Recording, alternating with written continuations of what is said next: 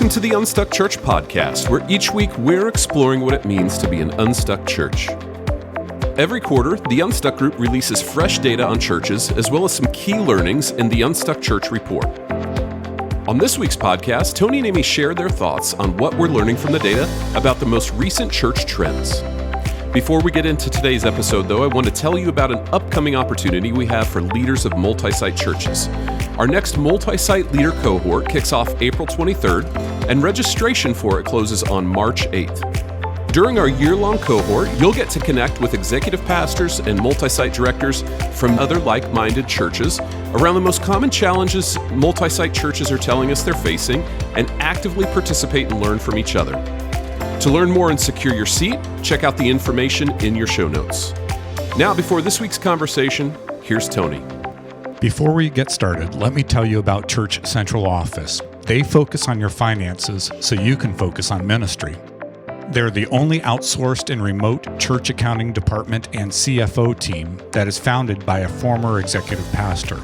Church Central Office knows what it's like to juggle the complexities of church budgeting, finance, and operations. With Church Central Office, you'll receive dedicated financial management and reporting, advice on budgeting and forecasting, and trusted counsel for all your accounting needs. Interested in learning more? Visit churchcentraloffice.com. Well, welcome back to the Unstuck Church podcast. Tony, as always, it's great to see you. And we're going to be talking about today the newest issue of the Unstuck Church Report, which was just released. But before we do that, where have you been in the country serving churches these past few weeks? Yeah, it's been a busy season for me. So most recently, I was up in Ohio working with, probably close to 50 different churches. We were just talking about how to move forward in this season. And goodness, it's fun to see what God's doing in different parts of the country, including several churches in Western Ohio. So that was fun. You always get to see family when you get to go to Ohio. I do. You always seem excited to go to Ohio, and I think that's I'm why. the only one on the team that looks forward to traveling to Ohio for some reason. It is the heartland. It is. It's just in the winter, but it's been such a weird winter. It probably has been just joyful to go to Ohio this winter. That's right. Oh, well, Tony, as I was looking at, kind of prepping for the podcast today, and after reading through it, it looks like we have a lot to talk about today. I think you're right, Amy. So first things first, this is all available to you for free. So if you aren't yet subscribed to the Unstuck Church Report, you can do that at the unstuckgroup.com/trends. And right now there are over 13,000 other church leaders that are subscribed. So you'll want to join in the fun there. And this report, this quarter, is thanks to nearly, I think it's 355 churches that participated in the survey this time around. That included churches, smaller churches under 100, and there were at least 2 churches, I think, over 10,000, maybe a couple more. So thank you for all the churches that participated. We captured this data in January, so it's fresh. When we talk about current trends in churches, it's very fresh. So look forward to sharing some of what we found in this quarter's report. And if you are subscribed to the Unstuck Church Report, you'll receive a reminder every quarter to refresh your data. And of course, the more churches that continue to do that, the more detailed we can get in the analysis. So if you want more data about churches similar to your church, you need to participate. And then you need to encourage all your friends in similar churches to do so as well. That's great. And we're going to take the conversation in just a little bit different direction today than we usually do when we release the Unstuck Church Report. But before we do that, Tony, do you want to share some of the highlights from the current trends that we saw as a result of this Unstuck Church Report? Yeah, we are gonna take this in a bit of a different direction, but let me share some of the highlights from current trends in churches, Amy. In-person average weekly attendance, and that includes everyone, adults, kids, students. That's up 18% year over year. So it's fun to see churches still experiencing growth in this season. Online service views, if you're curious, still down. That has dropped 9% year over year. We have adults and students participating in groups again, which is encouraging. So there are 53% of adults and students are engaged in groups. I say that's encouraging. It's actually still a slight drop from where we were a year ago, but it's good to see more than half of adults and students participating, engaging in smaller groups. The number of adults and students serving is at 35%, and it's hard to believe. That's a slight uptick from what we were seeing last year, but this is an area, Amy, where churches are still struggling to get people to come back to serving, because previously we've seen that number closer to 50%. And then on the giving side, per capita giving, which is looking at how much each adult is giving every week. That's at $53 per person per week. And that is down slightly from this time last year, but overall giving is up. And that's because of the attendance increase. So, Amy, with all the talk about people deconstructing their faith, the decline in church attendance, the rise of the nuns, which is the common name for people who are religiously unaffiliated, not meaning they wear, what do they call those outfits? Those are called habits. That's all I can think of. Yeah. So it might surprise you then that the average attendance is actually increasing close to 20% year over year. And I get it. You should be a little bit skeptical about that. I think this data probably indicates there's something distinctive about the churches that engage with our Unstuck content and then respond to our surveys. I trust that the more than 300,000 Christian churches in the United States are not experiencing that same attendance increase. Mm-hmm. However, it's encouraging to see so many churches that are engaging with our content are experiencing health and growth in this season. Mm-hmm. Let me give you a couple of examples, Amy, and I actually circled up with both of these churches just to confirm what we were seeing in the data that they submitted. But Mariners Church, they're in Irvine, California, Orange County, California. Over the last 12 months, they had 1,900 people make decisions to follow amazing. Jesus. So that's just encouraging to see. Good-sized church, but to see that many people cross the line of faith, just love to celebrate that. So thank you, Eric Geiger and the team at Mariners Church for the great ministry that you're doing. And then another story to highlight here, the Summit in Raleigh-Durham, North Carolina, their in-person attendance increased by nearly 30% in the last year. So again, big church, but seeing a lot of increase when it comes to people showing up for worship on Sundays. So to J.D. Greer and the team at the Summit, my goodness, that's a great thing to see the church continue to thrive in this season. So a couple good stories, but there are actually several stories like that in the data from this past quarter, Amy. Yeah, it didn't surprise me. I mean, when I look at the churches that I've worked with this year, I think I've been out 6 or 7 times since the new year, maybe more. Anyways, I'm seeing those numbers and they're vital signs. They are growing churches, and it's exciting to see not only the return of church people, but also the new faces that are showing up each weekend, because that's what it's all about. Well, as I mentioned, there's a lot more data in the full report that unpacks trends regarding things like ministry reach, connections, staffing, leadership, finances.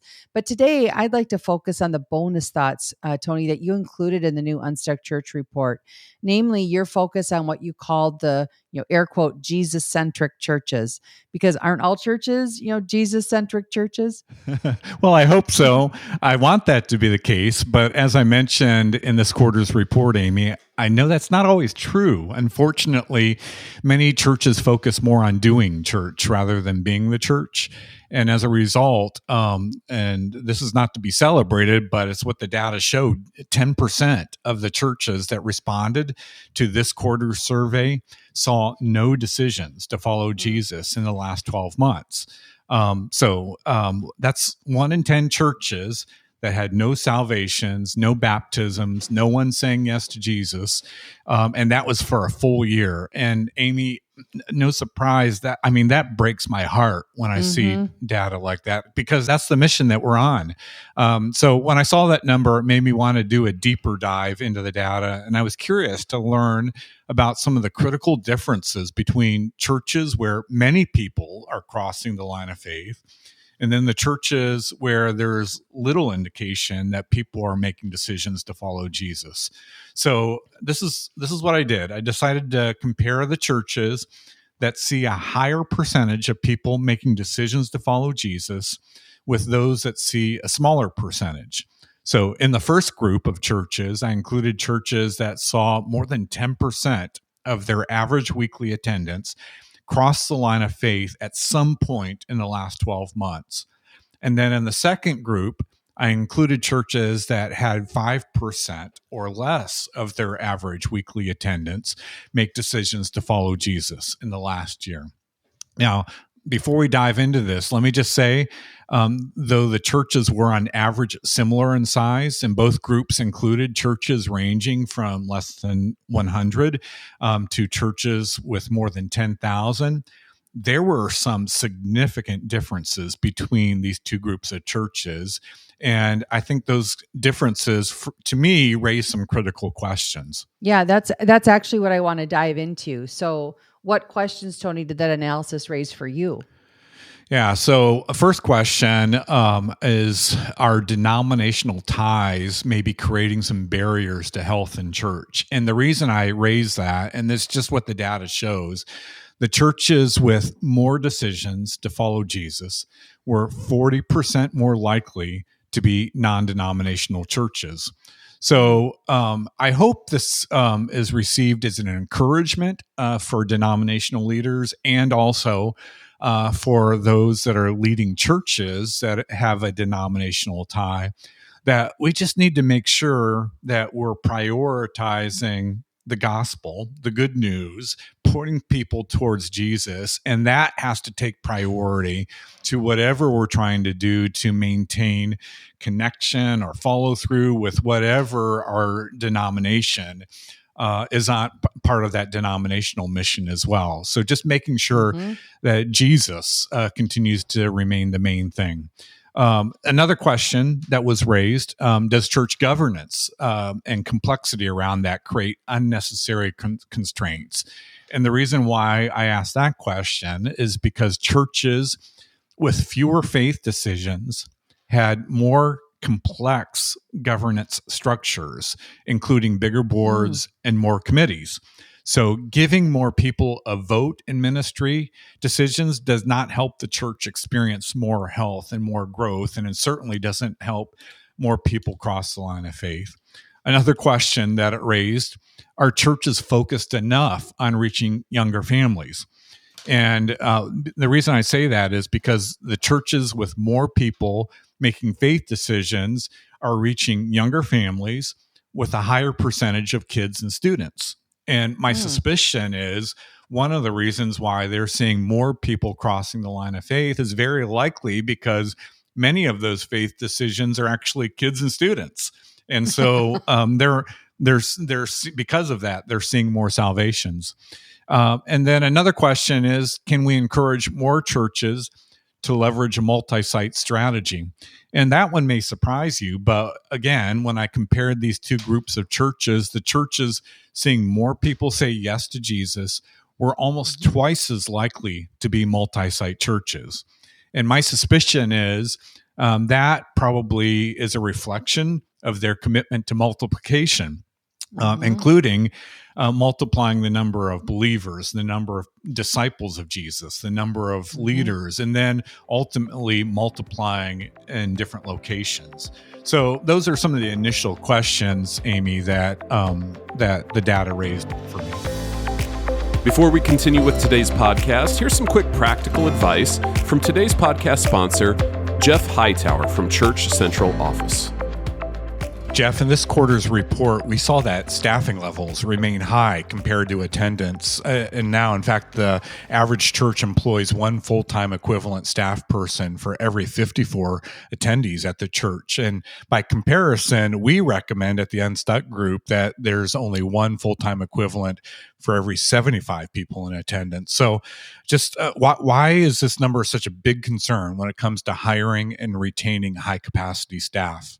Yeah, so for us, we see the biggest impact really on employee compensation, because as that number gets driven down, so to speak, of like the lower that ratio gets, the average compensation per employee goes down as well. And so we throw out an example in there, but you can imagine if you're trying to keep your, budget number for staffing to your overall budget fairly consistent as a percentage, the more people you have on staff, the less they get paid. And so you start throwing into the mix higher paid executive or senior level pastors. And so that's going to push that average down even further.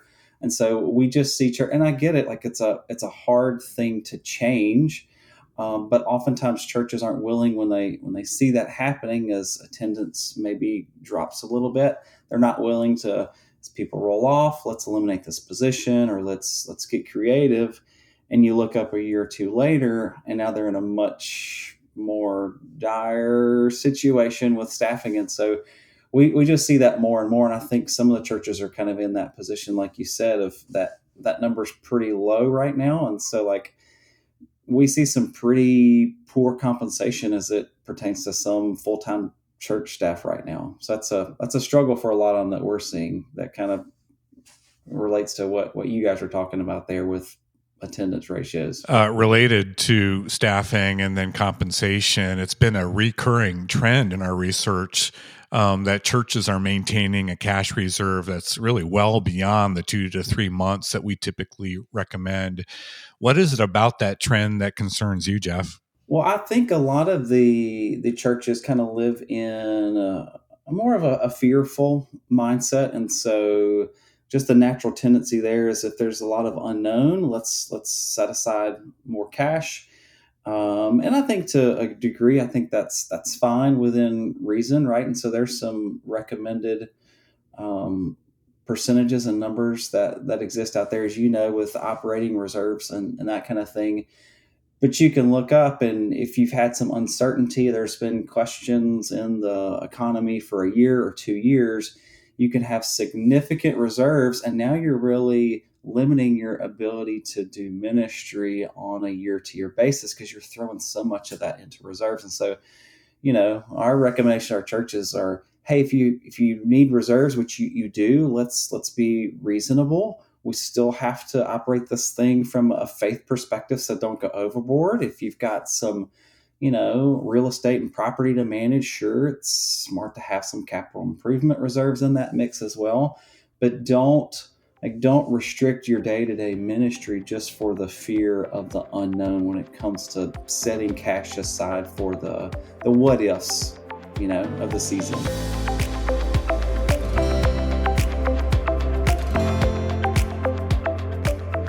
Yeah, as you were talking about multi-site, we discuss this often. We don't want to encourage every church, right, to leverage multi-site strategies. We know from previous experience that churches really need to have at least 1,000 people or more in attendance before they're ready to consider this step. And if they can be even larger before launching their first multi-site campus, that's even better. Secondly, we only want to encourage healthy churches to go multi-site. And again, we know from our experiences that multi-site is a great response to health and growth, but it doesn't produce health and growth, right? It's a great response, but it doesn't produce health and growth. So when churches that aren't healthy or not growing launch a multi-site location, it's as if it accelerates the stuckness that the church is experiencing. Yeah, you're absolutely right, Amy. And because there tend to be so many questions around multi-site strategy with the churches that we engage with, I'm actually looking forward next week. We're launching a brand new series. It's going to be called Multi-Site Madness. And we're going to be looking at some of the predictable outcomes that we see in multi-site churches. And so that'll be a fun series in March. So looking forward to that. What other questions did that analysis raise? You had a few more in there. Yeah. So again, we're comparing these churches that are seeing a lot of people cross the line of faith and those that aren't seeing as high of percentage of people take those first steps towards Jesus. And one of the key questions that the data raised is, can we increase online engagement? And again, that one may surprise you. But the churches with more people crossing the line of faith had 4 times as many people watching services online. Wow. So it certainly confirms that online is a front door for people connecting not only to the church, but also connecting to faith. And so we want to make sure that we're encouraging that engagement. And that, as we've seen from previous data too, Amy, increasing online engagement also drives attendance growth in churches. So it doesn't detract from it. And so because of that, it's not competing, it's actually accelerating growth that we're seeing in churches. Another question it raised is overstaffing impacting more than just the financial health of the church. And the reason why is the churches with fewer faith decisions have 40% more staff and spend more of their budget on paid employees. Yeah, you heard that right. Having more paid staff correlates with seeing fewer people meet and follow Jesus. So now, Amy, that I would not encourage you. You want to see more people follow Jesus, just start firing staff. Don't do that. No. But it probably should raise questions about, are we investing or staffing dollars in an appropriate way? So investing around helping people not only take steps towards Jesus once they connect to the church, but also making sure we're investing staffing dollars to help reach new people. And we just talked about that last week on the podcast. But then secondly, making sure that the staff that we do hire are actually encouraging people to engage ministry, which is part of the spiritual formation process, rather than doing the ministry themselves. And I think that's one of the keys here, is that as we mobilize more people to use the gifts that God's given them, it's causing them to take steps towards Jesus, which is actually leading to more people then crossing the line of faith as well. So just making sure we're leveraging our staffing dollars appropriately. Another question that this analysis raised was, do all these new believers give less? And the answer to that is yes, they do. Per capita giving is 30% higher in churches with fewer people making decisions to follow Jesus. However, even though overall giving in those same churches has declined year over year, on the other hand, the church is seeing more people say yes to Jesus actually experienced a 10% increase in year over year giving. And you might ask, well, how can that be if people are giving less, but overall giving is up? Well, that leads to my next question. Does this focus on helping people say yes to Jesus impact attendance?